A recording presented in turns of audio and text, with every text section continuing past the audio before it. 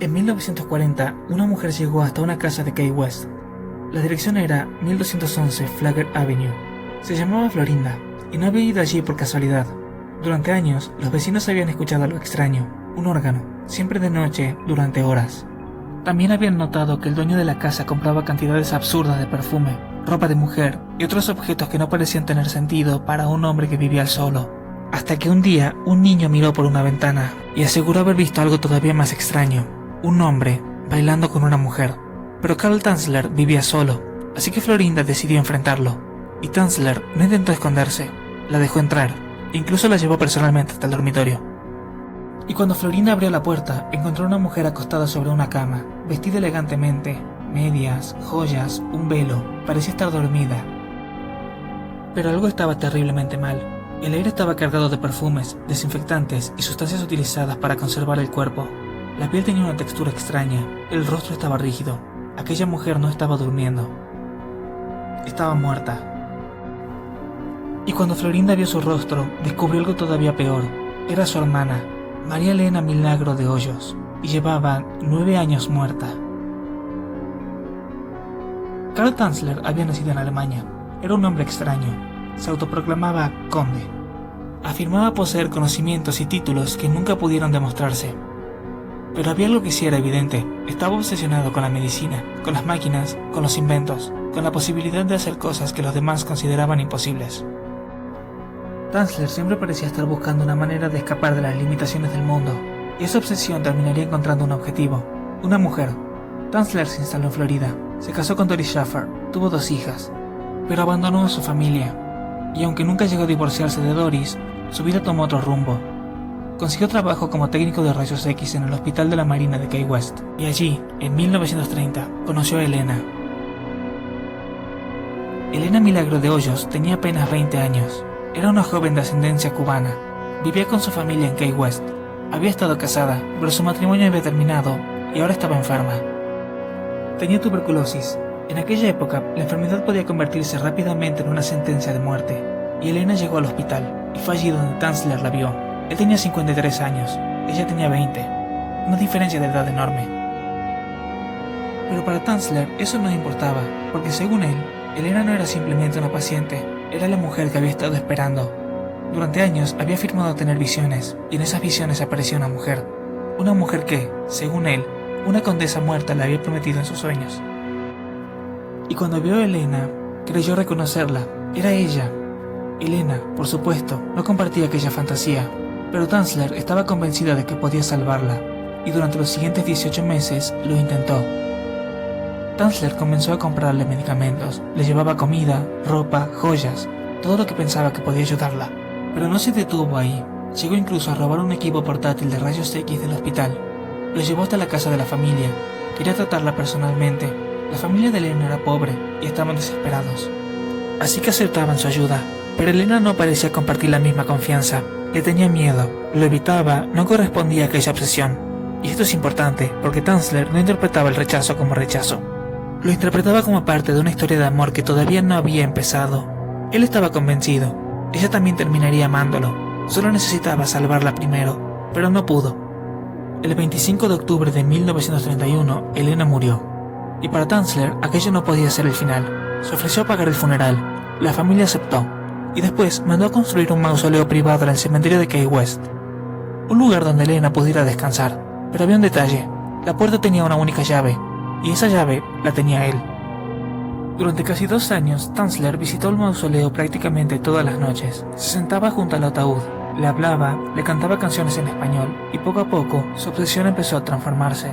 Ya no estaba simplemente visitando a una mujer que había muerto. En su mente, Elena seguía allí. Le hablaba, le susurraba y le pedía ayuda.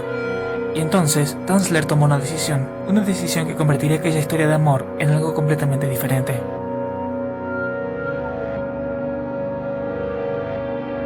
En abril de 1933, Tanzler entró en el mausoleo, abrió el ataúd, sacó el cuerpo, lo colocó sobre un pequeño carrito y se lo llevó hasta su casa, en secreto, sin que nadie lo supiera. Para el resto del mundo, Elena seguía enterrada. Pero para Tanzler, Elena acababa de volver a casa. Y ahora comenzaría la peor parte de esta historia. El cuerpo llevaba casi 2 años enterrado, La descomposición ya era evidente, pero Tanzler no estaba dispuesto a aceptar la realidad, así que intentó reconstruirla. Sujetó los huesos con alambre, rellenó las cavidades con trapos viejos, algodón y yeso. Necesitaba devolverle al cuerpo una apariencia humana. La piel estaba deteriorada, así que comenzó a reemplazarla. Utilizó seda, cera, formaldehído y creó una especie nueva de piel sobre el cadáver. Cada semana la retocaba.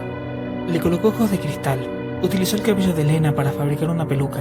Le puso ropa, encajes, guantes, joyas y perfume. Muchísimo perfume, porque el cuerpo seguía siendo un cadáver y el olor seguía siendo el olor de la muerte. Tanzler intentaba ocultarlo, cada noche, cada día, durante años. Él no solo quería conservar el cadáver, quería devolverle la vida, y para un hombre obsesionado con la ciencia, la solución tenía que ser científica. Construyó un pequeño aeroplano y desarrolló una teoría completamente delirante. Creía que si podía llevar el cuerpo de Elena a grandes alturas, la radiación cósmica podría penetrar sus tejidos. Quizás las células muertas volverían a funcionar, quizás Elena despertaría, quizás la muerte podría ser revertida. Y mientras construía su máquina, dormía abrazado a una mujer que llevaba años muerta. Durante 7 años nadie supo lo que ocurría dentro de aquella casa. Para los vecinos, Tanzler era simplemente un hombre extraño, pero detrás de aquella puerta había construido un mundo propio. Elena estaba allí, vestida, sentada, acostada, siempre cerca de él. Tanzler hablaba con ella, la cuidaba, la perfumaba, la abrazaba. Había convertido una casa en un santuario y un cadáver en una esposa. Pero todos los secretos tienen un problema. Necesitan que nadie abra la puerta. Y un día, alguien lo hizo. En 1940, Florinda llegó a la casa. Había sospechas, había rumores, había vecinos que habían visto cosas extrañas. Y finalmente, la puerta se abrió. Florinda vio el cuerpo y reconoció inmediatamente a su hermana, Elena, muerta hacía 9 años. Tanzler había estado viviendo con ella, durmiendo con ella, conservando su cuerpo, tratando de mantener viva una ilusión. La policía llegó y Tanzler fue arrestado, pero la historia todavía no había terminado. Las autoridades llevaron el cuerpo a una funeraria, y entonces ocurrió algo que hoy parece imposible. Permitieron que el público lo viera. La noticia se había convertido en un espectáculo. Miles de personas querían observar el cadáver. Casi 10.000 personas hicieron fila. Querían ver a la mujer que había vivido durante años en aquella casa. Fue Tanzler quien había convertido a Elena en un objeto. Después lo hizo toda la ciudad. La gente miraba, comentaba, observaba sus restos y finalmente Elena fue enterrada otra vez, esta vez en secreto, una tumba sin nombre, sellada. Y Tanzler, él fue acusado de profanar una tumba, pero había pasado demasiado tiempo, el delito había prescrito. Después de 7 años quedó libre. Una junta médica lo declaró mentalmente apto. Nunca recibió un diagnóstico ni fue internado. Y la reacción pública fue extraña. Algunos periódicos lo trataban como a un demente inofensivo. Otros lo presentaban como un hombre que había llevado el amor demasiado lejos. Y Tanzler seguía creyendo que tenía razón. Incluso exigió que le devolvieran el cuerpo. Decía que le pertenecía. Las autoridades se negaron. Elena no volvería con él. Entonces volvió al pueblo donde estaba su primera esposa, Doris, la mujer que había abandonado años atrás. Y de una manera casi absurda, Doris terminaría ayudándole económicamente durante su vejez. Pero Tanzler todavía necesitaba a Elena, así que fabricó otra. Utilizó moldes de yeso, esculpió una figura de cera de tamaño real, intentó reproducir sus facciones, la vistió y volvió a convivir con una versión de la mujer que había perdido. En 1947 publicó sus memorias en una revista esotérica. Allí defendió sus acciones. Según su propia versión, él no había profanado un cadáver, había intentado preservar un amor que, según él, Elena todavía le devolvía desde el más allá. Karl Tanzler murió en 1952, tenía 75 años, murió solo, pero incluso al final no estaba completamente solo. Fue encontrado en su cama, junto a la figura de cera de Elena, vestida de blanco, como si aquella mujer siguiera formando parte de su vida. Había pasado más de 2 décadas construyendo una realidad alternativa, una realidad en la que Elena no había muerto, en la que todavía podía amarlo, en la que no era un hombre viviendo con un cadáver, era un hombre esperando que su esposa regresara, pero Elena nunca regresó.